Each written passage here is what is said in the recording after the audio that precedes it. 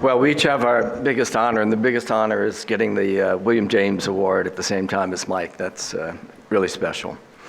When I was a graduate student with Mike, he told me lots of things over Jack Daniels and different bars in Vermont where the split brain patients were. And one of the things he said was, gee, there's not much work on emotion these days in neuroscience. And that sort of lit off a light bulb in my head. And from that point on, I dedicated my life to pursuing that topic because it seemed like a really good thing to do.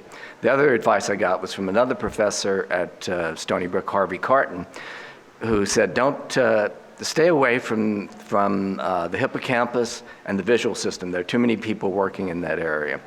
And so I started thinking about how to do neuroscience, and I went to Mike and I said, I want to learn some biochemistry. And in my typical way, he said, why would you want to do that? You can hire a biochemist. So, so I went back to, what I really learned from Mike, though, was how to ask questions and to think about big problems. And the problem I wanted to work on was emotion. And so that's what I have done for the last, I don't know how many years it's been, 30 or 40. But after all these years of studying what I thought was fear, I've concluded that I hadn't been studying fear because I'd sort of misconceptualized what I was talking about. And that's what I want to tell you about today. So this is summarized in 2 articles, Rethinking the Emotional Brain, published in Neuron in 2012, and Coming to Terms with Fear in 2014 in PNAS. And in my new book, Anxious, coming out in July. And also in the Amygdaloid CD, Anxious, which will also come out at the same time, which has songs about all this stuff. So anyway, this is the William James lecture, so let's start with William James. And he, of course, asked the big question, do we run from the bear because we're afraid, or are we afraid because we run? But if we break down the question, he's really asking 2 questions. Why do we run from danger, and what makes us feel fear? So one of the things he concluded was we don't, that the reason we run is not because we feel fear. And that's really the topic that I want to focus on today. So in researching fear all these years, the way I've done it, and many others in the field have done it, is to use Pavlovian fear conditioning. Put the rat in a little chamber, and he gets a tone and a shock. You only have to do that 1 time. We usually do it 2 or 3, unless the experiment calls for 1, but 1 is usually sufficient. Then there's a habituation day first, and you condition him the second day. Then the next day you test him without the shock, just giving the tone. And you can see there that the rat freezes if he's been given the tone and shock together, but if these have been unpaired and somehow uncoupled, then the rat doesn't freeze.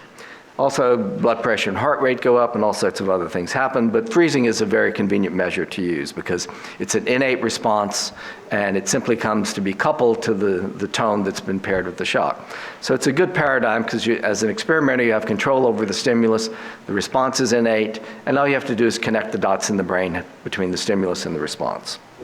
So over the years, this is work that I've done and many people in the field have contributed to. We've learned a lot about the behavior, about the circuitry, about the cellular and molecular mechanisms. So, and this work has been applied to psychiatry in a variety of conditions, trait anxiety, panic disorder, PTSD, and on, as a way of studying these important pathological problems. So, you could say that fear conditioning has been a resounding success story, but I think we need to keep the cork in the bottle a little bit. So we could keep doing the same stuff and probably even make some more important discoveries. But I think we can get a lot further if we ask what it is we're studying and try to come to some better understanding of it.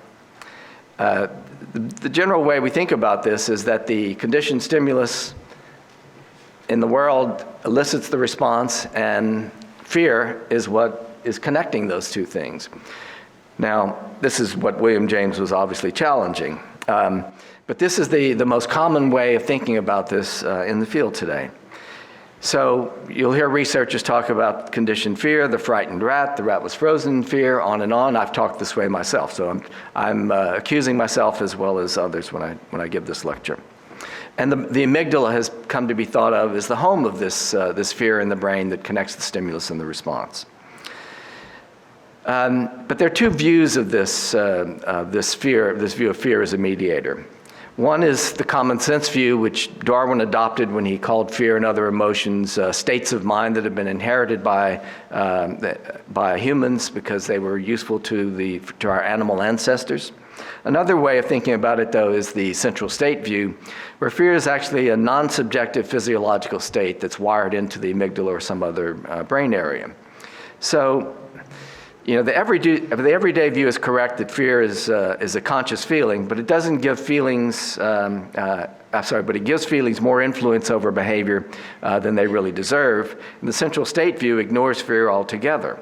So we need we need a different conception of all this. But the one thing about the central state view, in treating fear as a non-subjective state, it was a non-conscious state as well.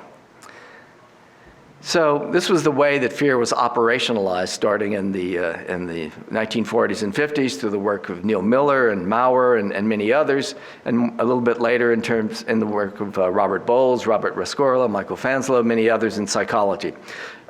So Bowles made the point that human experience cannot be invoked to lend ancillary validity to a construct that is otherwise anchored in behavioral phenomena. Its surplus meaning will always remain surplus.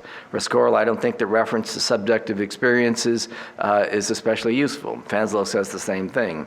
Our job is to define the concept of motivation in a scientific manner, and I don't see how subjective experience helps us do that. And yet, these researchers, and me as well, Bowles talked about the frightened rat, Fanslow freezing as a measure of fear, Rescorla about behavioral indicators of fear. I talked about the amygdala as the fear system, blah, blah, blah. The problem is that only those in the know that fear doesn't mean fear when you talk about it that way. So I think this has become a real problem. And what happens is when you treat it that way, the two views basically come to be merged, and there's no real difference between them. In spite of their different origins, they really have come to be the same thing. So why do I say that? Well, so here's a finding: a woman with amygdala damage can still feel fear. This was published in Nature, and then headlines: Nature and Science, Wired, Scientific American, Discover. These are all reputable magazines, but humans can feel fear even if they lack the brain's fear center, scaring the fearless, on and on. Another finding, children rated as anxious by their parents had a bigger amygdala. The headlines: fear center is larger amongst anxious kids. Anxious children have bigger fear centers in the brain. And this is, I'm making fun of this, but it's really what we've fed the press. And so that's why they use it that way. That's why they talk that way. But what's wrong with the headlines in this case? So the behavior of these children was rated by the parents the way you would rate the behavior of an animal in a Skinner box. We measure fear freezing by looking at the rats and counting how long they're in this particular posture. The parents are doing the same thing. They're measuring fear, the anxiety in their children by simply rating their behavior. But none of the children are actually clinically anxious. Anxiety was never measured in the children. And the other problem is the amygdala is not the seat of fear, much less anxiety, if by fear and anxiety we mean the conscious feeling of fear. One more finding. Crayfish treated with benzodiazepines were more exploratory, less inhibited in a chamber where they receive shock. So this was published in Science. Headlines: anxious crayfish can be treated like humans. Even crayfish get anxious. Crayfish may experience a form of anxiety. It hurts me to say crayfish because I'm from Louisiana and should be saying crawfish. But so anyway, in these, we often experience fear when we're exposed to stimuli that are associated with harm in the past, and we can even express so-called conditioned responses without being aware of the stimulus and without feeling anything. So if you condition a person to a picture and then present that picture using masking or other subliminal presentation approaches, and then the person responds, their heart rate will go up or their galvanic skin response will show a response. Yet at the same time, they don't know the stimulus is there, just like in a split brain patient, and they don't feel anything. They don't report anything about fear or anything like that. So fear is not what's causing the response. And if we don't need fear to explain why a human's responding to a stimulus that is producing these responses, why should we call on fear to talk about animals responding to danger this way? So I think this misunderstanding about the difference between the way the brain detects and responds to threats and the feeling of fear and anxiety itself is widespread, and it's now built into the conceptual basis of research, the funding mechanisms, the ideas about what underlies uncontrollable feelings of fear and anxiety in the brain, the use of research as a way to develop ways to treat fear and anxiety in people, and the depiction of the work in the media, obviously. So here's a good example of what I'm talking about. So these are standard tests that are used to develop anti-anxiety drugs. The director, CEO of GSK, GlaxoSmithKline, in 2010 said, "We believe the probability of success is relatively low," and they pulled out of the anti-anxiety drug development business, and other drug companies have done that as well. Researchers in this area, in an important review in 2013, said that clinical outcome of these efforts has been disappointing, as promising results with novel agents in rodent studies have very rarely translated into effectiveness in humans. So these tasks are behavioral tests to threats and to uncertainty. They're not tests of feelings of anxiety. The animals will be less inhibited, like the crayfish were less inhibited when they're given the drug. But take a person with social anxiety, they may be more willing to go to the party and try to deal with it when they're on an antidepressant that has anti-anxiety effects, or on a benzodiazepine or other drugs, but they won't necessarily feel better when they're there. The feeling of fear is not the same thing as the ability to respond, to detect threats and to respond to threats. And the mixing of these two things up is giving us a lot of trouble. So I think that we need a scientific view of how organisms detect and respond to danger that recognizes the difference between processes that detect threats and processes that give rise to conscious experiences, that can be used to study threat processing similarly in animals and humans without making unsubstantiated assumptions about what the animals are feeling, and an account that can account for these non-conscious threat processes in humans and their contributions to feelings of fear and anxiety. So I think it's pretty easy to get to this. We can start fixing the problem by simply calling a fear CS a threat CS. A fear response becomes a defense response. Fear conditioning becomes threat conditioning. None of this is novel, none of this is crazy, bizarre suggestions. These are just things that people talk about all the time. You find these words in the literature all the time, yet when I propose this to my colleagues, they don't like it. You get responses like this: "Well, I don't mean fear when I say fear." But most people do think you mean fear when they hear you talk about it that way, so it's not a good idea. "If I don't call it fear, I won't get funded." But the RDocs matrix now talks about threat. It doesn't talk about fear. Google search won't find my papers. So put fear in the discussion or in the key words. It'll be there. My work won't relate to the past. That's not true. I mean, obviously we build on the past. So if we're changing the way we talk about it, there'll be a whole discussion of that, and the literature will transition to that.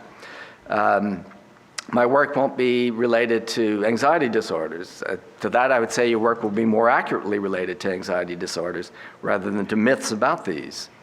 My work will be less interesting to the public, but research will be driven by scientific concerns rather than pandering to the public.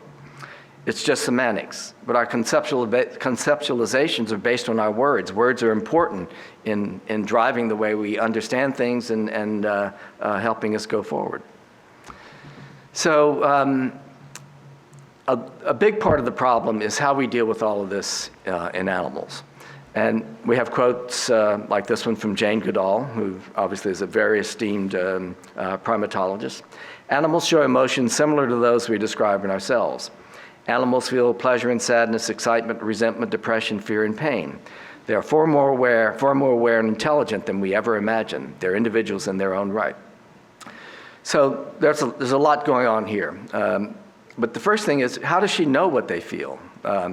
I mean, basically, she does what we all do. When I go home, I pet my cat, he purrs. I treat him as if he's feeling happy or pleasure. And if he's meowing in a kind of annoyed way, I think he's hungry and all of these things. But how do we really know what an animal is experiencing?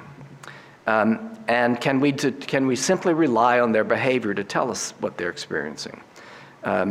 So Goodall turns to the fact that they're intelligent, but intelligence is not necessarily the same thing as feeling. And she also turns to the fact that they're individuals in their own right. Of course they're individuals. Every organism has a unique DNA, so they're individualistic. There's nothing, we're not all the same. So as I said, we're all anthropomorphic. It's natural, and it may be related to our capacity for empathy, because some have described anthropomorphism in the late 1900s. Some researchers were justifying anthropomorphism on the basis that we use anthropomorphism to understand the relationship of man to God, because we see man as a godlike creature in the eyes of God, and so by doing that, we're anthropomorphizing humans as well. So it's really theory of mind when you get down to it. And the question is, do we want to use theory of mind to talk about other animals? We assume that if an animal responds in a way that resembles a human when in danger, then the human feels fear, then the animal must feel fear. But just because this is natural, it doesn't mean that it's scientifically correct. We may even have an innate tendency to be anthropomorphic. You can imagine that being anthropomorphic towards animals is something that's very useful and adaptive to humans. This may be very helpful for the survival of our species. But just because it's innate doesn't mean it's correct scientifically. Scientific questions are a different question.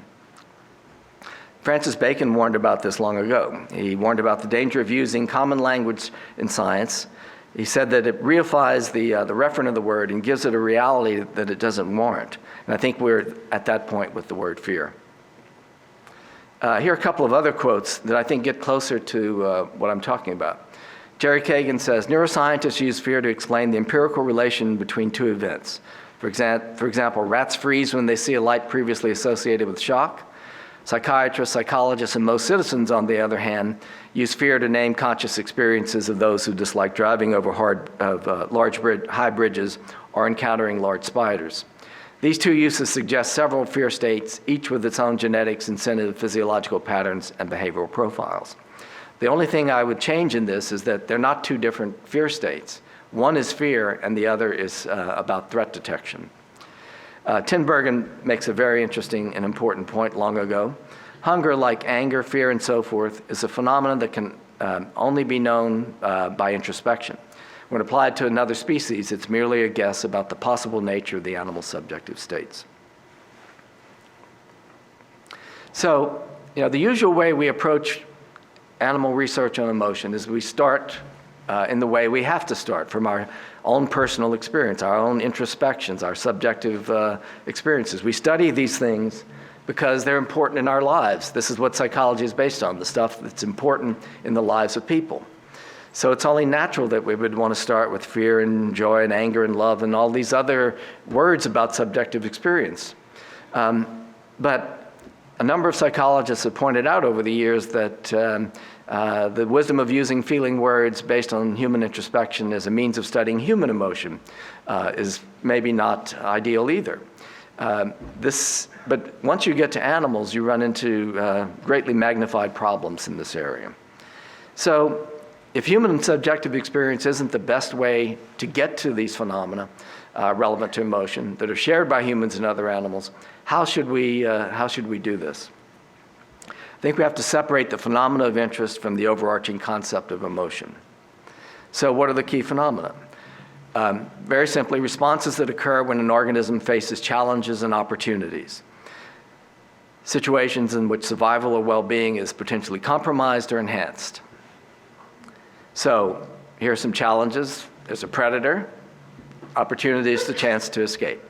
Low energy supply, find some food. Fluid imbalance, drink. Hypothermia, get some warmth. Reproductive isolation, find a mate. So rather than looking for these human emotions in animals, what we can do is search for processes that are shared across species and that contribute to human emotion. For example, these things that I just mentioned. Defense, energy, nutrition management, fluid balance, thermoregulation, reproduction. These are survival functions. They're closely related and associated with emotion and are the basis of most tests of emotions in animals. But these words would be of interest even if the words emotions and feelings never existed. They're important for understanding emotions, but they're not themselves emotional phenomena. I think this conceptual linkage of emotion to these more basic mechanisms that underlie behavioral interactions with the environment when we're faced with challenges and opportunities has hijacked our understanding of the function and the mechanisms, the function of these understanding of functions and of the mechanisms and behaviors. So fear does not have an exclusive contract with defense. This really illustrates why this is important, because we normally think of fear as being a product of the defense system. The defense system is a predatory defense system. It's there, it's built into your brain to help you detect predators, and we use it in all sorts of kinds of threatening situations. At least that's what we think. But the fact is we can be afraid of a lot of things. So the amygdala might be thought of as that defense, part of that defense system. And that's how the amygdala gets associated with this idea that that's where we feel fear. But we can feel fear in a lot of situations, not only in terms of the presence of a predator, but if we're starving to death, we can, if our energy supplies are low, we can fear starving to death. If we are dehydrated, we can fear dying of dehydration. If we're having a problem thermoregulating, we can be afraid of freezing, reproductive failure. And these are engaging different systems. They're coming out of different systems. They're not coming out of the predatory system. So fear does not have an exclusive contract with the predatory defense system. Fear is an experience that you have when you're threatened, and you can be threatened in lots of different ways. And not all of them even have to do with these kinds of hardwired kinds of systems. We can be afraid of the eventuality, inevitability of death, or of not leading a meaningful life. I guess you might call these more forms of anxiety in a way, of failing an exam and so forth. So these are more intellectual fears. So we need a conception that allows all of these things to fit under the fear umbrella, and the hardwired nature of fear as popping up out of the amygdala does not solve that problem for us. All animals have to solve these problems. But it's not just things that we would normally consider animals. There are other organisms that exist, such as bacterial cells and other single cells. So here's some bacterial cells in a petri dish, the red stuff, and in the gray top panel. And then the experimenter has poured acid into the petri dish, and you can see the bacteria have all moved away. They have flagella, and they wiggle away from things that are dangerous. They wiggle towards things that are useful.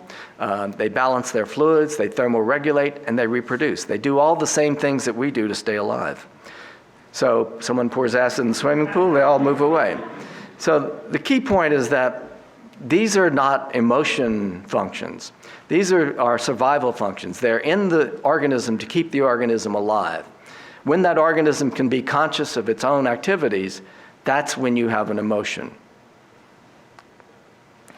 So that just sort of says what I just said. So all of these organisms, from monads through complex vertebrates to humans, have all of these things and use them on a daily basis.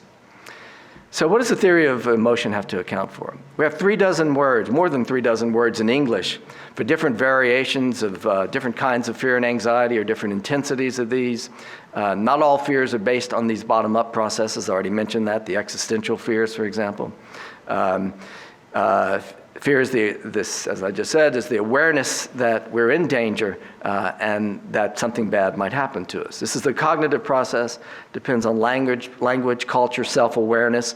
We have cultural ideas of what fear is. We learn what fear is as young children. We develop schema that characterize situations in which danger occurs, and we learn to apply labels to these situations and use these to construct our conscious experiences of fear.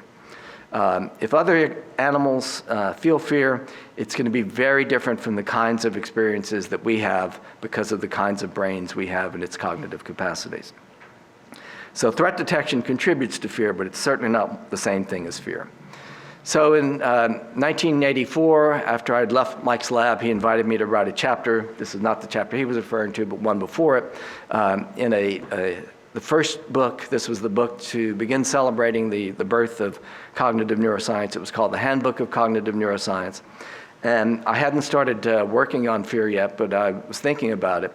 And coming out of the split brain work, where we thought about everything in terms of, at that time, about how the left hemisphere is interpreting behaviors that are coming out of unconscious systems, namely the right hemisphere in its case, and constructing a sense of conscious awareness out of that. So my idea about how this was working was that we had some kind of system that would detect and respond to danger, and that the conscious feeling of fear would be our conscious awareness, our explanation of what was going on in our brain at that time. We had done a split brain experiment in the mid-1970s where we put emotional stimuli in the right hemisphere and asked the left hemisphere to either rate the stimulus for valence or to tell us what the stimulus was. So the left hemisphere could never tell us what the stimulus was because it didn't see the stimulus, but it could rate the valence. Now, in these patients, the anterior commissure was intact, and that connects the temporal lobe on the two sides. And the amygdala being part of the temporal lobe, we proposed at this time was transferring the valence from one amygdala to the other, and that's how the left hemisphere was able to consciously rate the valence. So that's why I went into the rat research, to try to figure out how stuff like that was working. And this idea was my model at the time, where the amygdala might be detecting the danger, and then the cortex would be interpreting that as fear. So the problem was, though, that being new to this field, I just talked about it the way everybody else talked about it, and I called this the fear circuit. And this, as I got involved with it, and Bruce Kapp and Mike Davis and a bunch of other people doing this kind of research, this is the way we all talked about it, the fear circuit. The amygdala was a key part of this fear circuit. And that's where the confusion began to come in, because we weren't talking about fear. We were talking about fear in that sort of central state, non-subjective way, and yet we talked about it in a way that confused everybody else. So here's the survival circuit view of fear and defensive motivation. So basic idea is, again, the threat stimulus goes in, it's triggering the freezing response or whatever. There might be some body feedback from these defense responses. But at the same time, a defensive motivational state is being created in the brain through brain arousal and body feedback and all sorts of other things that are going on. Hormones are being released. And the brain is now in a motivational state. And in that motivational state, actions can be controlled. And so you can see defensive actions coming out of defensive motivational states there. So we've got two kinds of responses here, defensive reactions and defensive actions. And I just gave a lecture at noon about how these two systems work in the brain. So I'm not going to go into all that detail there, but a lot of that is published if you're interested in it. But the basic point was that this threat detection system and the defensive motivational system were both non-conscious systems that are able to help us respond to danger in certain ways. And our conscious feelings are generated put together on the basis of what's going on there. And it's not one and the same. So I'd like to now just separate what fear is from these more basic defensive motivational system processes. And I already talked about this in this, so I'll skip it. So again, the conscious experience of fear coming out of these more higher cognitive systems, and threat detection and response control coming out of the subcortical systems. So let me just contrast that again with the Darwinian common sense view and the central state view. So the Darwinian view has fear as the mediator. The central state view has fear as the mediator, but it's not a conscious feeling. It's a non-conscious physiological motivational state. What's different in my view and that view is that I think the motivational state itself is not what connects the threat with the response. The motivational state is a consequence of that emerges as part of the response itself, not as the starting point. And because we need a mechanism that's going to distinguish between reactions and actions. The reactions are automatically triggered by the threat stimulus. The actions are programmed in a motivational sense by the state that is present. So this is just a colored depiction of this, and it emphasizes the importance of fear being not an innate feeling, but a cognitive event in the brain. And it depends on memories, expectations, schema, conceptual acts. All of these are important because in order to know that you're afraid, or in order to feel fear, you have to know that there's something dangerous. You have to expect that that's going to be damaging to you. You put that into this sort of fear schema that you've developed from the earliest days of childhood when you first started hearing about fear and learning what's dangerous and so forth. And you then act on this in a certain way. These ideas are all part of what's now called cognitive construction theory. The model I've used has always been a kind of cognitive construction theory, although this term is new through the work of Lisa Barrett, Jim Russell, and a number of others, Jerry Clore.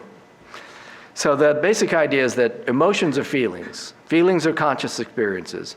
The feeling that occurs when we're faced with a threat is not fundamentally different mechanistically from other feelings, such complex feelings like pride, envy, jealousy.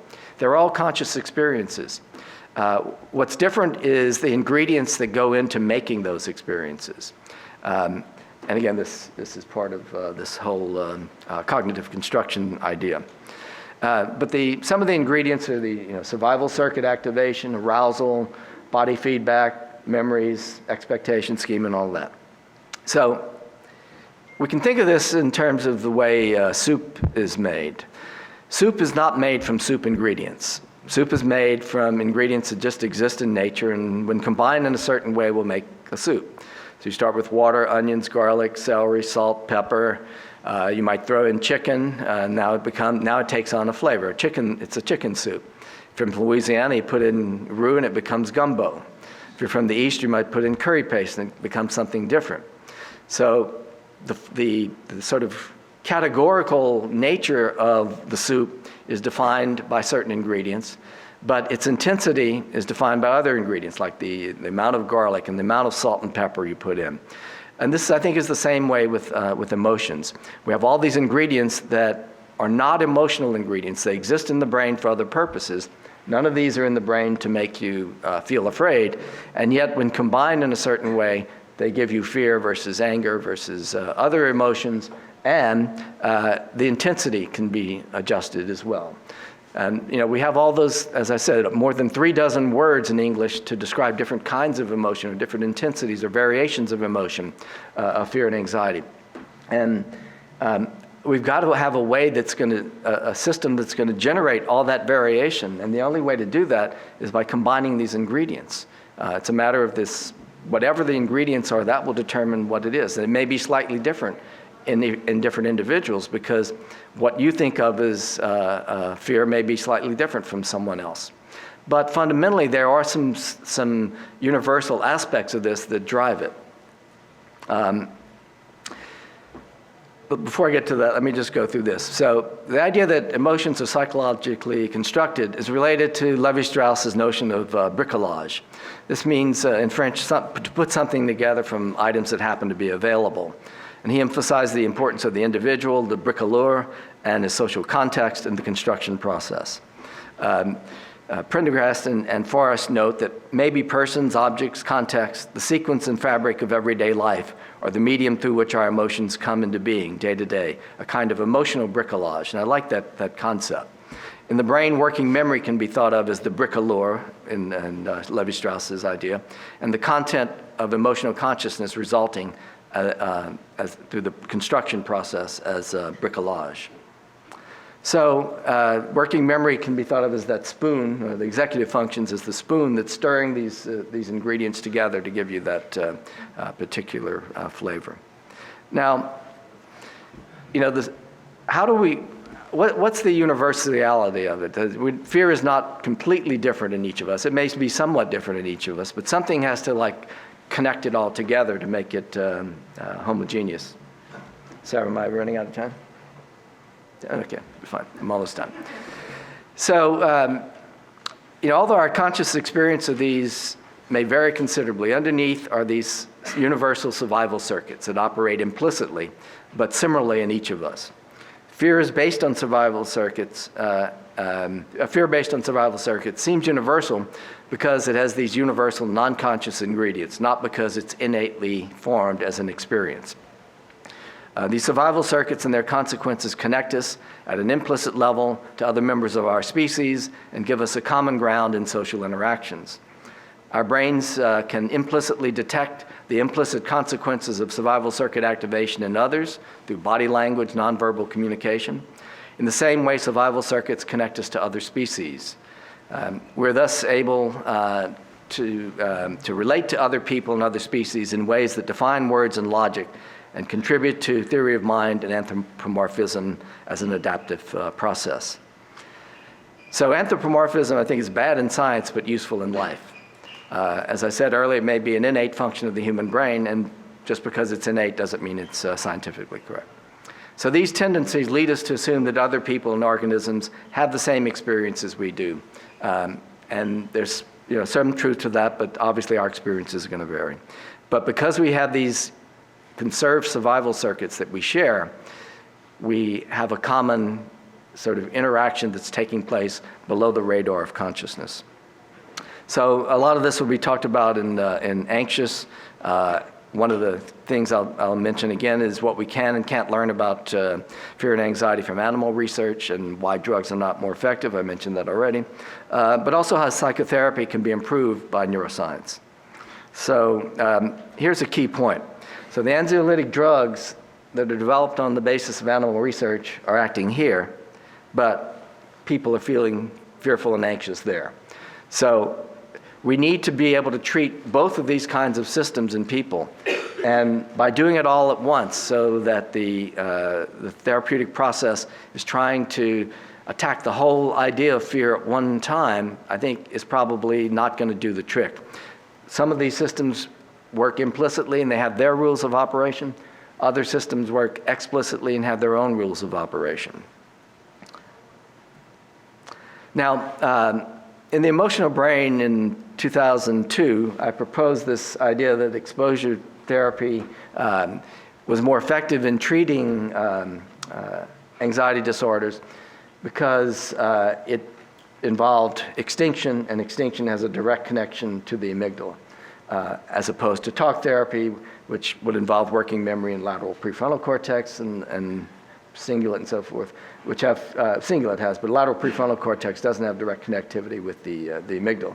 So it was a misguided idea because, first of all, working memory involves areas other than lateral prefrontal cortex. And also, it was misguided because extinction is not the same thing as exposure therapy. Exposure therapy involves a tremendous amount of talk therapy, a lot of cognitive interactions between the patient and the therapist, a lot of training in cognitive coping strategies, relaxation training, coping skills, and all sorts of things that have nothing to do with extinction. So it's wrong to equate cognitive behavioral therapy or exposure therapy with extinction, and I think that has led to a lot of confusion. Now, because cognitive exposure therapy is doing all of these things, cognitive behavioral therapy is doing all of these things in one session, you're going to create a lot of conflict and interference in the brain between processes that are trying to do different things at the same time, but drawing upon some of the same brain resources. So it might not be that efficient to go about it that way. So what are some examples of things we might learn from the lab? One possibility is subliminal extinction might be a better way to treat anxiety disorders. So rather than doing the extinction exposure to the patient in full vision, try it subliminally. Liz Phelps and I are now doing a study to see how this works, but it's based on an idea that was tested in Scandinavia a few years ago, where they did subliminal exposure of spiders, pictures of spiders, to spider-phobic patients, and found that the patients showed less avoidance down the road than if they were shown the same pictures in free vision. So there's something about being able to get that stimulus into the subcortical systems implicitly that is more effective in inducing that extinction process than if you do it explicitly. Space out the extinction process during therapy. Therapy is basically an exercise in mass training. We know that mass training is not as efficient as space training. It's like cramming, and so basically you're cramming all the exposures into one session with all this other cognitive overlay stuff, the coping strategies and relaxation training and all that. And it may be doing not only too much, but exhausting the brain supply of the gene transcription factor, CREB, which gets depleted by mass training. And it takes an hour or so to replenish after it's been depleted. So you need to slow the process down. The therapeutic session needs to be extended in time. And it probably needs to go overnight so that the patient can sleep and consolidate the memories, because we know that memory consolidation is very good for, sleep is very good for memory consolidation. But you have to control the stimuli that occur between the session and the sleep session, because we all know that we can get interference from new learning that occurs after you've learned something. So the patient would need to have controlled access to certain kinds of tasks that would keep them engaged, to prevent them from engaging in rumination, which would interfere, or to perform other kinds of internet searches and other things that might produce interference with the learning. There's been a lot of success recently with combining extinction with memory-enhancing drugs like D-cycloserine, which came out of Mike Davis's work in animals. And then there's the possibility of more effective treatment through using techniques that try to really get at the heart of the memory rather than simply dampen it the way extinction does. So there are techniques that work called reconsolidation, which works terrific in animals. There's yet to be good evidence in humans that this is going to be clinically viable. But another method called, which involves the combination of extinction and reconsolidation, has turned out to be useful in humans. So the reconsolidation process is this. After you've learned something and the memory is fully consolidated, you then give a retrieval cue which brings the memory back up. And what we found in 2000 was that if you block protein synthesis after that, the memory doesn't get restored, and therefore the memory remains inaccessible later.